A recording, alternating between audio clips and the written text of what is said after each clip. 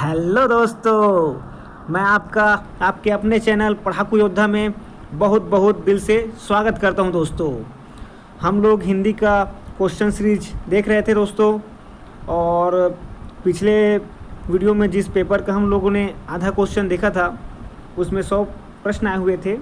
उसमें से कुछ प्रश्न हम लोगों ने देखे थे, लगभग जो हमारे सिलेबस में है उन प्रश्नों को हम लोगों ने देखे थे। और आज उसी वीडियो का हम लोग और क्वेश्चन देखेंगे, मतलब प्रश्न पेपर का, और बहुत ही महत्वपूर्ण प्रश्न इसमें आए हुए हैं। तो हमको क्या है दोस्तों, प्रैक्टिस करने से मतलब है। एक्चुअली ये पेपर हुआ था बिहार में, पुलिस सब इंस्पेक्टर का एसएससी वाला उच्च लेवल का पेपर था। उसमें आए हुआ ये जो है प्रश्न है, और 100 प्रश्न पूछे गए थे, तो उसी को हम लोग हल कर रहे हैं। और मैंने आप लोगों का कमेंट पढ़ा दोस्तों कल वाले वीडियो का। बिल्कुल मैं अरबी, फ़ारसी, तुर्की, पुर्तगाली सभी का, यहाँ तक कि देशज का भी ट्रिक वाला वीडियो बनाऊंगा। ज़्यादा लंबा समय का नहीं रहेगा, 5-10 मिनट का रहेगा, लेकिन उस कहानी के माध्यम से बहुत सारे शब्द हमको याद हो जाएंगे जो पेपर में आते हैं और बहुत ही महत्वपूर्ण हैं। जब भी अधिक नंबर का जब हिंदी होगा तो क्या है, इन्हीं प्रश्नों पर वो घुमाने का प्रयास करता है, बहुत ज़्यादा घुमाने का प्रयास करता है। अरबी, फ़ारसी और ये इन्हीं भाषाओं में, पुर्तगाली भी भाषाओं के शब्द भी है ना, पुर्तगाली भाषा, देशज जो शब्द होते हैं उनको भी बहुत बार पूछा जाता है। और ख़ास करके संपरीक्षक में इसकी उम्मीद है कि बहुत ज़्यादा वहीं से क्वेश्चन उठाएगा, ताकि विद्यार्थियों को भ्रमित किया जा सके, क्योंकि बहुत सारे शब्द होते हैं तो याद करने में मुश्किल रहती है। मैं जल्द ही उसका वीडियो बनाऊंगा दोस्तों आप लोगों के लिए, बिल्कुल फिक्र मत कीजिएगा।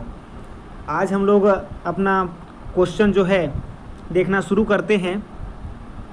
और सबसे पहला प्रश्न आज का दोस्तों है, मशगूल का पर्यायवाची शब्द है। तो दोस्तों वास्तव में ये हिंदी में प्रचलित जो दूसरे भाषा का शब्द है, इसीलिए थोड़ा सा सुना सुना नहीं लग रहा है। कभी कभी उर्दू भाषा वालों को आपने शायद ऐसा भाषा का प्रयोग करते हुए सुना होगा कि यार मैं अपने काम में मशगूल हूँ, मतलब व्यस्त हूँ, है ना। तो इसका आंसर भी सही है, व्यस्त होता है इसका मतलब, ठीक है। और आगे वाला प्रश्न देखते हैं, अधम। अधम का विलोम शब्द पूछा है दोस्तों, और बहुत बार पूछा जाता है अधम का विलोम शब्द। बताइए अधम का विलोम शब्द क्या होता है? उत्तम होता है कि नवीन होता है कि प्राचीन होता है कि मध्यम होता है? तो दोस्तों अधम का होता है उत्तम, ठीक है, अधम का उत्तम। या आपको उत्तम का विलोम शब्द पूछे तो अधम, ठीक है दोस्तों। और आगे वाला प्रश्न आपको पूछ रहा है कि पश्च का विलोम शब्द है। तो यह तो बहुत ही आसान शब्द है आपके लिए। पश्च मतलब आपको पता ही है कि पीछे होता है, और इसका जो है विलोम हो जाएगा अग्र, मतलब आगे, है ना। तो ये तो इजी प्रश्न था। आगे वाले प्रश्न में हो सकता है आपको थोड़ी तकलीफ हो सकती है। पाश्चात्य का विलोम शब्द पूछा है, और पाश्चात्य का मतलब यही है दोस्तों कि जैसे हम लोग बोलते हैं ना कि पाश्चात्य संस्कृति बहुत ज़्यादा भारत में आ गई है, मतलब पश्चिम से आई हुई संस्कृति। तो पश्चिम का उल्टा जो है पूर्व होगा, और उसी से बना हुआ है दोस्तों पौर्वात्य, ठीक है। अब याद रहेगा आपको, पश्चिम से आप पूर्व याद रखिएगा, उससे आप लोग समझ जाएंगे कि पश्चात्य का हो जाता है पौर्वात्य, ठीक है दोस्तों। तो ये तो इजी प्रश्न हो जाएगा अब आपके लिए। अब आगे चलते हैं, मौखिक का विलोम शब्द है। तो मौखिक परीक्षा होती है कभी कभी, और कभी लिखित होता है। तो मौखिक का लिखित हो जाता है दोस्तों, पठित मत कर दीजिएगा, है ना, मौखिक का लिखित, ठीक है। और आगे देखते हैं हम लोग प्रश्न, और आपके सामने अगला प्रश्न है 56वां। इसमें दिया गया है अभिज्ञ। तो शब्द आपके लिए परिचित है, लेकिन चलिए बताइए क्या होता है इसका मतलब। न जानने वाला, जानने वाला, वह इस बात से अभिज्ञ है। वाक्य में प्रयोग करके देखिए और बताइए दोस्तों कि इसका अर्थ क्या होता है। तो मैं आपके लिए बता देता हूँ। अभिज्ञ का मतलब होता है जानने वाला, अनभिज्ञ का मतलब होता है ना जानने वाला, है ना। तो हम लोग कभी कभी सुनते हैं कि वह इस बात से अनभिज्ञ था, है ना। अनभिज्ञ मतलब नहीं जानता था, और यहाँ पर अभिज्ञ है मतलब जानने वाला है। वह इस बात से अभिज्ञ था मतलब इस बात को जानता था। ठीक है, ऐसे वाक्य में प्रयोग करके शब्दों को याद रखा कीजिए, तो बहुत दिनों तक याद रहता है। ठीक है दोस्तों, चलें आगे। तो अब अपना अगला प्रश्न है 57वां, और इसमें पूछा गया है निर्गुण। तो निर्गुण का अनेक शब्द में बताइए क्या बोला जाएगा, है ना। इसमें क्या है, प्रश्न को उल्टा करके दिया हुआ है। अनेक शब्दों के लिए एक शब्द होता है, लेकिन इसमें एक शब्द के लिए अनेक शब्द पूछे जा रहे हैं। ठीक है दोस्तों, तो ऐसा भी कभी कभी पूछा जाता है। और बहुत सारे प्रश्न इसके भी बहुत महत्वपूर्ण प्रश्न होते हैं। अनेक शब्दों में से मतलब अनेक शब्दों के लिए एक शब्द बताया जाता है जब भी, तो बहुत सारे प्रश्न इससे भी आते हैं। उनको भी हम लोग आगे देखते जाएंगे प्रैक्टिस सेट में, तो बिल्कुल फिक्र मत कीजिएगा। और पूछा गया है निर्गुण। तो निर्गुण किसको कहते हैं दोस्तों? जो सत्व रज व तम तीनों गुणों से परे हो या युक्त हो, जिसमें मल ना हो, जिसका कोई मूल ना हो, क्या होता है? तो निर्गुण मतलब दोस्तों जो सभी गुणों से परे हो, है ना। सत्व भी होता है जिसको सात्विक गुण कहते हैं, रजोगुण व तमोगुण, तीनों गुणों से जो परे हो उसको बोलते हैं निर्गुण। निर्गुण ब्रह्म होता है ना, तो उन्हीं को बोलते हैं निर्गुण। अब देखिए अगला प्रश्न बड़ा ही इंटरेस्टिंग है। ये शब्द सुना हुआ है कि नहीं आपके पता नहीं मुझको, लेकिन शब्द बहुत ही इंटरेस्टिंग है। पूछा हुआ है बहुरिया। ठीक है, तो बहुरिया का क्या होगा? लौटने वाली, ना लौटने वाली, जाने वाली, इनमें से कोई नहीं।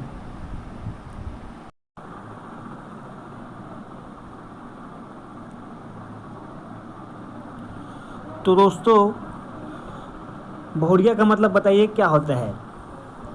तो दोस्तों इसका मतलब वास्तव में होता है लौटने वाली, है ना। तो ऐसा याद रखिए कि बहुरिया का मतलब लौटने वाली। और आगे बहुत ही अच्छे अच्छे प्रश्न हैं। वाक्य से है दोस्तों, जो पूछा जाता है ना कि संयुक्त वाक्य कौन सा है, मिश्र वाक्य कौन सा है, ऐसे 4-5 प्रश्न आपको आगे देखने को मिलेंगे। तो बने रहिए, बहुत मज़ा आएगा। मैं आपको इसका आधार बताऊंगा कि कैसे पता कर सकते हैं, है ना। और उन बातों को आप याद रखिएगा, और हो सके तो लिख कर रखिएगा, ताकि आपके आगे काम आए, क्योंकि इन प्रश्नों में अक्सर बच्चे कंफ्यूज रहते हैं। ठीक है, तो चले आगे। तो दोस्तों अपना अगला प्रश्न है, राम की गाय दूध देती है। तो राम की गाय दूध देती है। तो दोस्तों इसमें देखिए ये वाला की तो आया है, लेकिन ये ऐसा कि देखकर आप मिश्र वाक्य में मत लगा दीजिएगा, है ना। क्योंकि जो छोटा की होता है ना दोस्तों, वो जब आता है तब मिश्र वाक्य होता है। ये तो सिंपल वाक्य है कि राम की गाय, है ना, राम की गाय जो है दूध देती है। इसमें डबल वाक्य का प्रयोग हुआ ही नहीं है ना। तो ये कौन सा वाक्य हो गया? ये हो गया सरल वाक्य। जब भी आपके सामने दो वाक्यों को जुड़ा हुआ आप देखें, तब वहाँ पर संयुक्त वाक्य और मिश्र वाक्य हो सकता है। और चाहे वाक्य कितना भी लंबा हो, है ना, और एक ही वाक्य हो, तो सरल वाक्य होता है दोस्तों। इस बात को ध्यान रखिएगा। ठीक है, अब देखते हैं 60वां प्रश्न। और पूछा गया है कि उसने परिश्रम तो बहुत किया, परिश्रम तो बहुत किया, किंतु सफलता नहीं मिली। तो ये जो किंतु जब भी आता है, किंतु, परंतु, है ना, तथा, या, और, ये जब शब्द जब भी आएंगे दोस्तों, याद रखिएगा संयुक्त वाक्य होता है। मैंने जो बोला ना, आप याद रखिएगा, किंतु, परंतु, और, तथा, या, है ना, एवं, ऐसे शब्दों से जब जुड़ा होता है, दो वाक्य जब ऐसे शब्दों से जुड़ा होता है तो उनको दोस्तों कहते हैं संयुक्त वाक्य। अब आपसे कभी भी ये छूटेगा नहीं, लिख कर रख लीजिएगा अगर आपको याद ना रह पाए, लेकिन बहुत ही महत्वपूर्ण है। आपके बड़ी आसानी से नंबर अर्जित हो सकते हैं ऐसे प्रश्नों में। ठीक है दोस्तों, अब देखिए आगे वाला प्रश्न बहुत ही छोटा है, इसका वाक्य बहुत छोटा है, लेकिन देखिए दोस्तों इसमें छोटा की लगा हुआ है। उसने कहा कि मैं जाऊंगा। देखिए कहा भी और जाऊंगा दो वाक्य एक प्रकार से जुड़े हुए हैं, है ना। तो इसमें क्या हो जाएगा दोस्तों, मैंने आपको पहले ही बता दिया कि की जुड़ा हुआ है और की से दो वाक्य जुड़े हुए हैं। तो इस प्रकार से दोस्तों ये मिश्र वाक्य है। क्या है? मिश्र वाक्य है। तो इसका आंसर सी सही हो जाएगा। ठीक है, अब अगला प्रश्न पढ़िए दोस्तों, और पढ़ते पढ़ते आप लोग अपना आंसर सोच लिया करें, उसके बाद क्या है मेरा आंसर देख लिया करें, है ना। इससे क्या है अपनी बुद्धिमत्ता बढ़ती जाती है और आंसर देने की, निर्णय करने की क्षमता बढ़ती है। तो ऐसा बिल्कुल आप किया करें, है ना, पहले से ही आंसर ना देखा करें। अब चलते हैं आगे।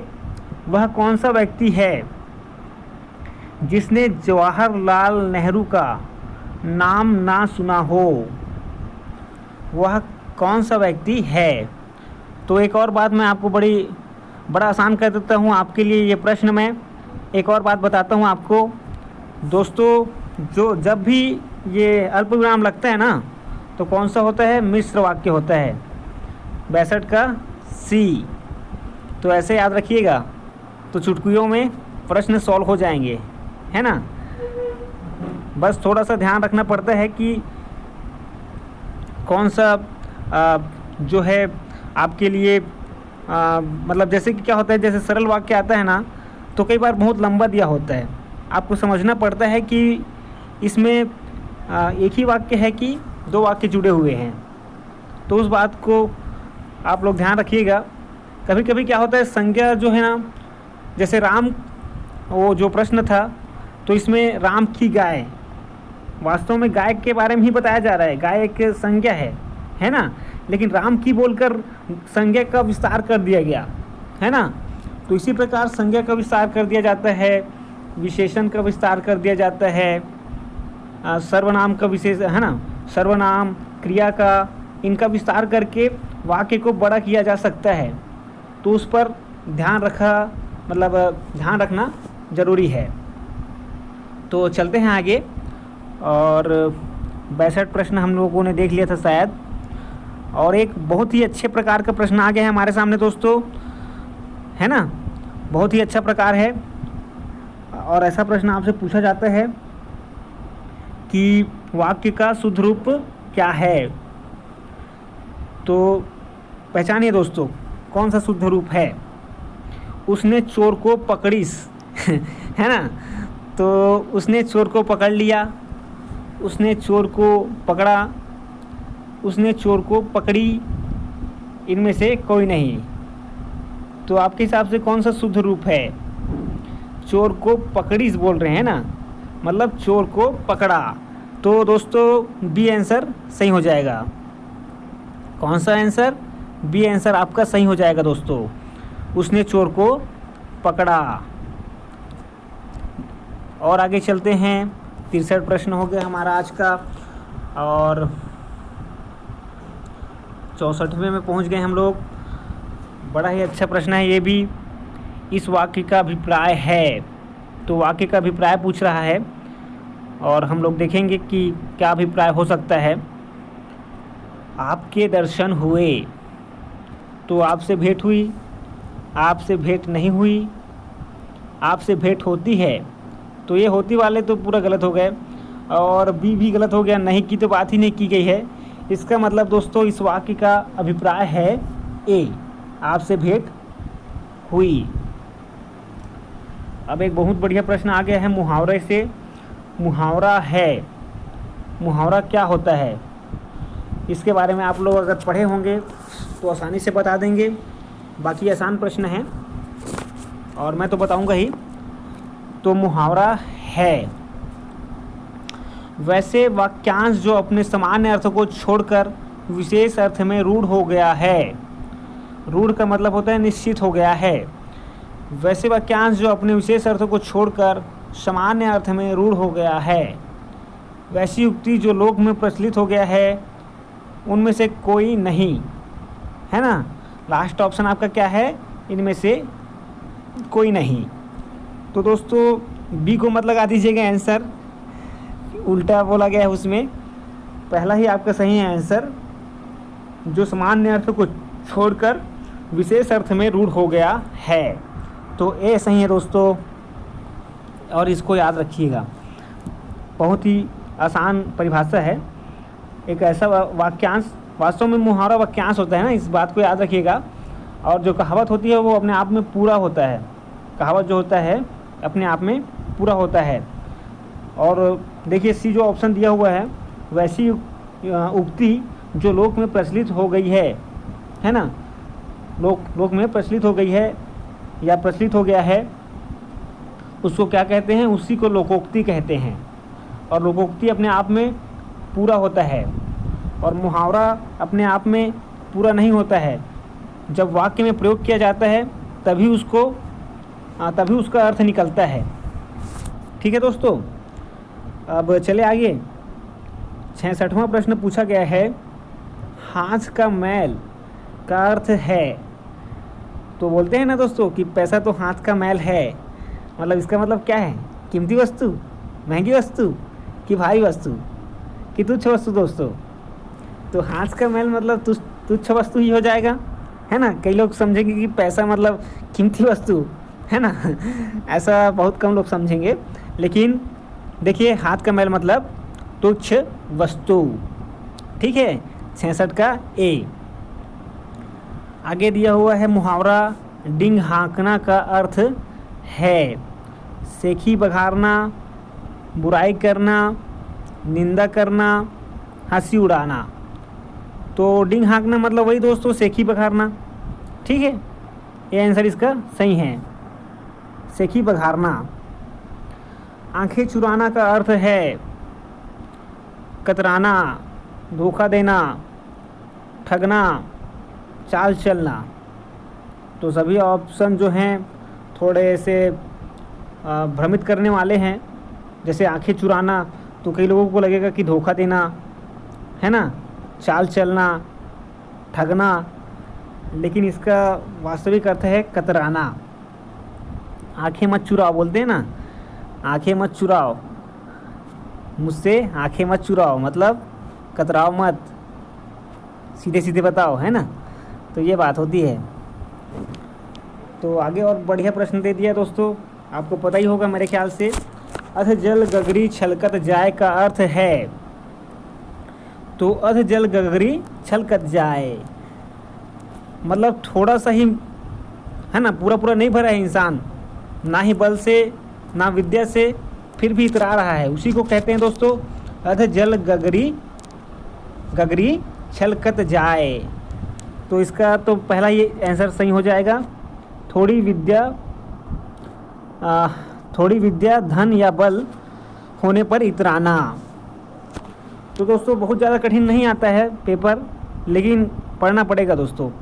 और अभी तो देखो आसान मुहावरे सामने आ रहे हैं, लोकोक्ति सामने आ रहे हैं, और बाद में अगर कुछ अलग टाइप का मुहावरा पूछा तो कठिन हो जाता है। मुहावरा तो पूछेगा ही, लेकिन हो सकता है अलग मुहावरा पूछ ले, तो मुहावरे की भी तैयारी हमको रखनी है ना, लोकोक्ति भी हमको तैयार रखने हैं। तो ये बात है। प्रैक्टिस सेट का मतलब यही है कि हमको ये देखना है कि कौन कौन से प्रश्न आए हुए हैं, किस किस प्रकार के, और उस प्रकार के प्रश्न हमको तैयार रखने हैं, चाहे कैसे भी प्रश्न आ जाए। ठीक है, तो अगला प्रश्न है 70वां, और इसमें बोल रहा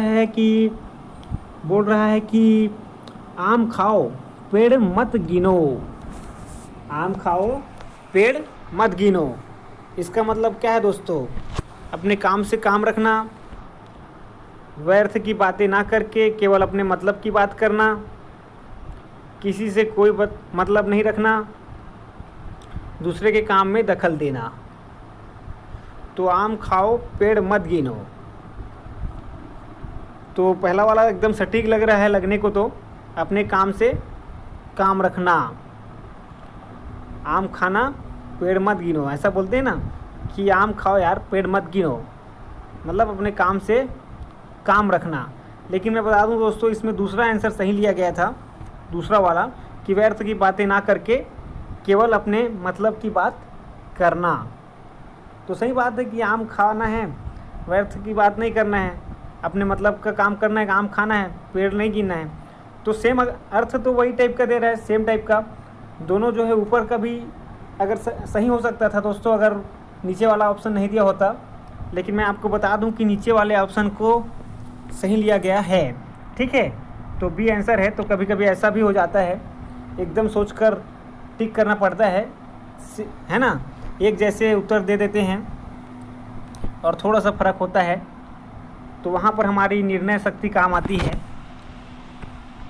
तो इसीलिए तो प्रैक्टिस सेट सॉल्व करते हैं कि कहाँ पर कैसा आंसर लिया गया है, उसकी परख हो जाए, ठीक है दोस्तों।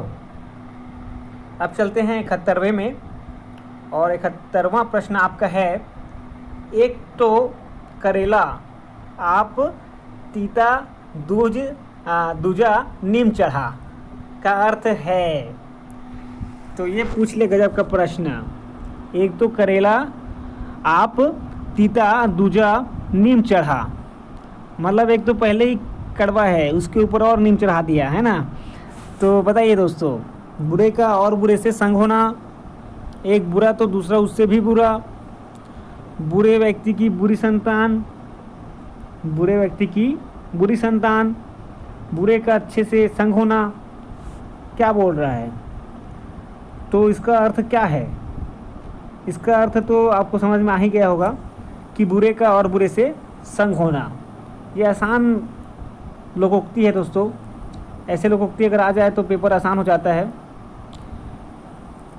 मैं तो सोचता हूँ कि आसान लोकोक्ति ही आए, लेकिन अब पेपर का पैटर्न थोड़ा बढ़ता जा रहा है ना। मतलब पैटर्न जो है थोड़ा सा चेंज होता जा रहा है और क्वेश्चन थोड़े से कठिन किए जा रहे हैं।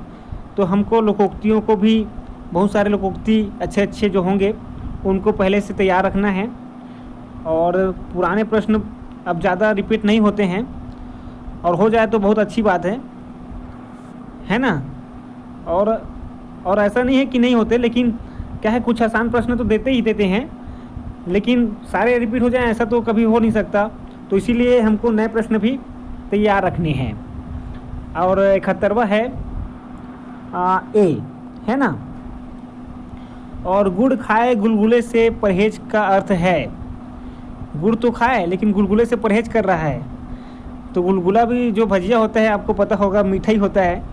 तो इसका मतलब क्या है दोस्तों? नकली परहेज, असली परहेज, गुलगुले से परहेज कि गुड़ खाना। तो भाई गुड़ तो खा रहा है लेकिन गुलगुले से परहेज कर रहा है। इसका मतलब ये है कि वो दिखावटी परहेज कर रहा है ना। दिखावटी परहेज कर रहा है, मतलब नकली परहेज, ये बात है। और आगे देखते हैं। अब रस से प्रश्न आया हुआ है, और श्रृंगार रस का स्थायी भाव पूछा हुआ है दोस्तों।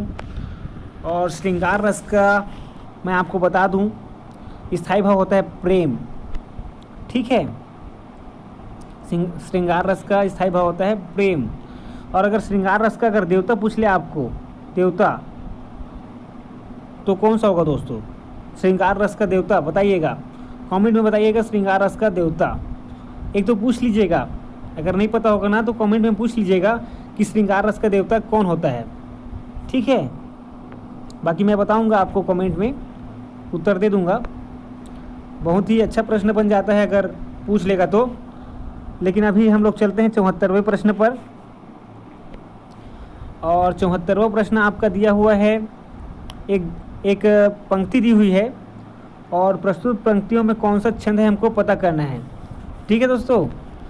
रहीमन पानी राखिए, बिन पानी सब सून, पानी गए न उबरे, मोती मानुष चुन, ठीक है दोस्तों। तो इसको पता करने का एक ही तरीका होता है, गिनना पड़ता है मात्रा को। मैं आपके लिए मात्रा गिन देता हूँ, और मात्राओं का ज्ञान आपको होना ज़रूरी है। जैसे दोहा में पहले जो है विषम चरणों में 13 मात्राएं होती हैं, सम चरणों में 11 मात्राएं होती हैं। जैसे सोरठा में क्या होता है, विषम चरणों में 11 होती हैं और सम चरणों में 13 होता है। तो ऐसी मात्राओं को याद रखना ज़रूरी है। चलिए मैं आपके लिए गिनता हूँ। देखिए, रा में कोई मात्रा नहीं है और छोटी मात्रा को भी एक गिनते हैं। माँ में भी कोई मात्रा नहीं है, 3 हो गया। ना में भी 4 हो गया और इसमें पा में 2 हो गया और नी में भी 2 हो गया। तो इस प्रकार से 4 2 6 2 8 हो चुका है। और रा में भी 2 हो जाएगा और खी में 1 हो जाएगा, तो 11 हो गया। और जो ये होता है तो इसको 2 गिना जाता है और इस प्रकार से ये 13 हो गया। तो पहले लाइन में 13 हो गया विषम चरण में, तो इसका मतलब दोहा हो गया दोस्तों। आगे वाला भी गिन के देख लेते हैं। छोटी मात्रा है ए हो जाएगा और ना में भी 1 2 हो गया। पानी में 4 हो जाएगा, देखिए 2 2 करके। तो इस प्रकार से 6 हो गया है।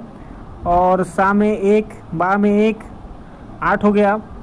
और देखिए बड़ी मात्रा बड़ी ऊ की मात्रा लगी है तो 2 हो जाएगा, 10 हो गया। और ना में 1 है ना, तो इस प्रकार से 11 हो गया। 13 और 11 का आ रहा है अपना, है ना, युग्म। और ये किस में होता है दोस्तों, ये होता है आपके दोहा में, है ना। तो इस प्रकार से 74 का आपका ए आंसर हो जाएगा। ठीक है दोस्तों, चलते हैं आगे। और निम्नलिखित में कौन सा पाश्चात्य अलंकार नहीं है? तो पाश्चात्य अलंकार कौन सा नहीं है? इसमें देखिए सभी नाम अलग अलग दिखाई दे रहे हैं आपको, बस अनुप्रास हमारे, है ना, जान पहचान का है, तो इसी को लगा दीजिए, यही है ना हमारा उत्तर। ठीक है दोस्तों, तो और आगे चलते हैं। 76वां है वीर गाथा काल किसे कहा जाता है? तो अब आगे दोस्तों रचनाओं से और लेखकों से प्रश्न दिया हुआ था इस पेपर में, जो हमारे पेपर में नहीं आता है। फिर भी मैं कुछ प्रश्न आपको चखा देता हूं कि चेक कर देख लीजिए कि ऐसे अगर प्रश्न आ गए तो आपको कैसे सॉल्व करना है और कैसे प्रश्न आते हैं। बस 4-5 प्रश्न रहेंगे इसके, बाकी आगे का प्रश्न नहीं कराऊंगा क्योंकि वो रचना वाले प्रश्न हमारे में आते नहीं हैं। छत्तीसगढ़ के CGPSC में आज तक आया नहीं है रचना वाला, ना ही लेखकों का नाम पूछता है, तो उसको हम लोग नहीं करेंगे। कुछ प्रश्न मैं दिखा देता हूँ कैसे प्रश्न आए थे। ठीक है, तो वीर गाथा काल किसे कहा जाता है?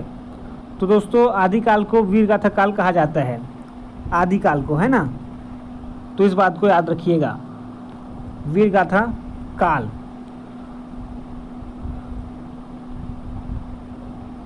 अच्छा, तो मैंने रचना वाला प्रश्न लिया ही नहीं है दोस्तों, क्योंकि आता नहीं है। ये सामने का कुछ प्रश्न बाकी था जिसको हम लोगों ने पिछले वीडियो में सॉल्व नहीं किया था, उनको ले लिया है मैंने। और चलिए देखते हैं। बड़ा ही आसान प्रश्न है, लेकिन जिन्होंने नहीं पढ़ा है उनके लिए कठिन भी हो सकता है। कुछ प्रश्न पूछा है, व्याकरण क्या है? तो सीधी बात है, भाषा के नियम होते हैं व्याकरण, है ना। व्याकरण क्या होते हैं? भाषा के नियम। और दूसरा प्रश्न दिया है इसमें, हिंदी वर्णमाला में वर्णों की संख्या है 30 के आसपास, 40 के आसपास, 50 के आसपास, 60 के आसपास। तो दोस्तों 50 के आसपास लगाइए, क्योंकि 52 होता है। अंग्रेजी में आपको पता होगा कि 26 वर्ण होते हैं, और उसी का दोगुना कर दीजिए दोस्तों। हिंदी में होता है 52 अक्षर, है ना। हिंदी में कितने होते हैं? हिंदी में होते हैं 52 अक्षर। अब सिर्फ 2 ही प्रश्न बाकी हैं दोस्तों, फिर हमारा आज का क्लास समाप्त हो जाएगा।